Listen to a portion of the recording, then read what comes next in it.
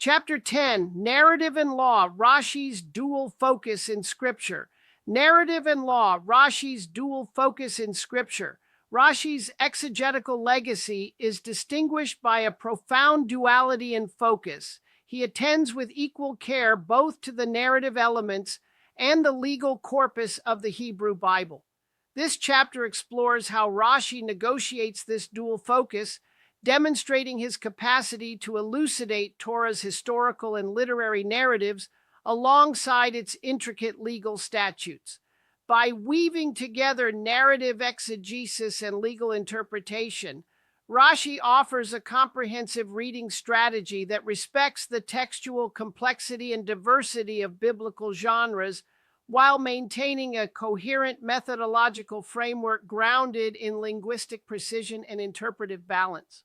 Within the biblical narrative, Rashi's commentary emphasizes the clarity of events, characters, and motivations through rigorous philological analysis. He reconstructs the plain sense, peshat, by attending to the syntax, vocabulary, and contextual cues that shape narrative flow.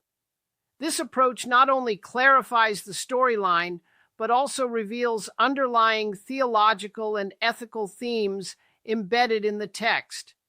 For instance, in the stories of the patriarchs, Rashi's glosses frequently highlight linguistic nuances that deepen the portrayal of character dynamics, covenantal relationships, and moral lessons.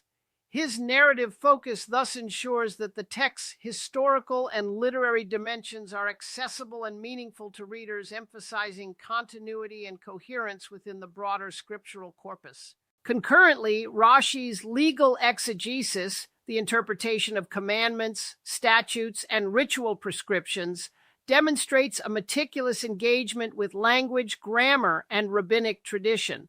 His commentaries on legal passages emphasize precise lexical definitions and syntactic constructions that determine the scope and application of laws. Moreover, Rashi frequently incorporates midrashic and Talmudic insights to resolve ambiguities, reconcile tensions, or elucidate the practical implications of legal texts. This dimension of his work reflects an awareness of law as a dynamic living tradition that requires both textual fidelity and interpretive flexibility to serve communal needs. The interrelation between narrative and law in Rashi's commentary is not merely juxtaposition, but a dynamic interaction. Narrative contexts often frame legal statutes, and legal principles inform the ethical significance of narrative events. Rashi's interpretive method carefully respects this interplay, ensuring that legal readings do not isolate commandments from their narrative or theological matrix, nor do narrative readings overlook the legal realities embedded in the text. This balance is achieved through a hermeneutic that integrates linguistic analysis, intertextual dialogue, and traditional interpretation, offering readers a multifaceted understanding of Scripture. For independent learners, Rashi's dual focus presents a methodological challenge and opportunity to develop skills in shifting between narrative interpretation and legal exegesis while maintaining a consistent commitment to linguistic evidence and textual coherence. This requires attentiveness to genre-specific features, narrative sequences, character development, and plot devices in historical texts, precise terminology, conditional clauses, and prescriptive language in legal texts, and the ability to move fluidly between these modes.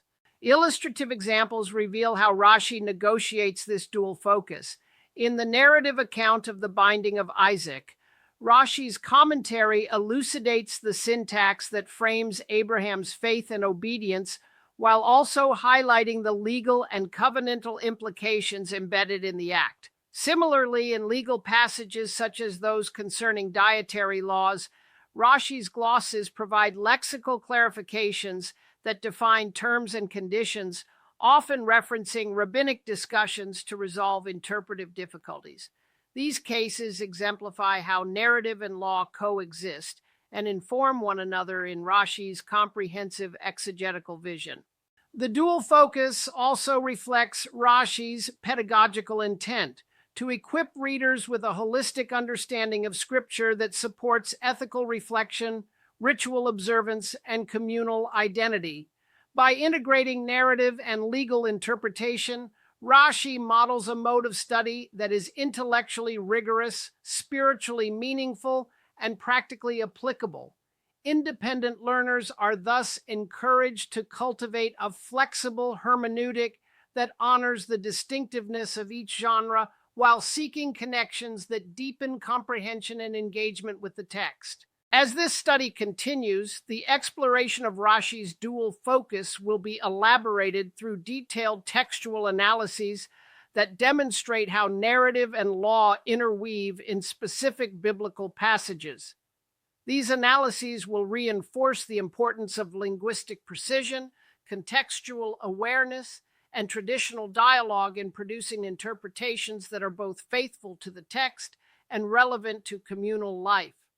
Through this integrated approach, readers will gain a richer appreciation of Rashi's enduring contribution to the field of biblical exegesis and its ongoing relevance for self-directed scholarly inquiry.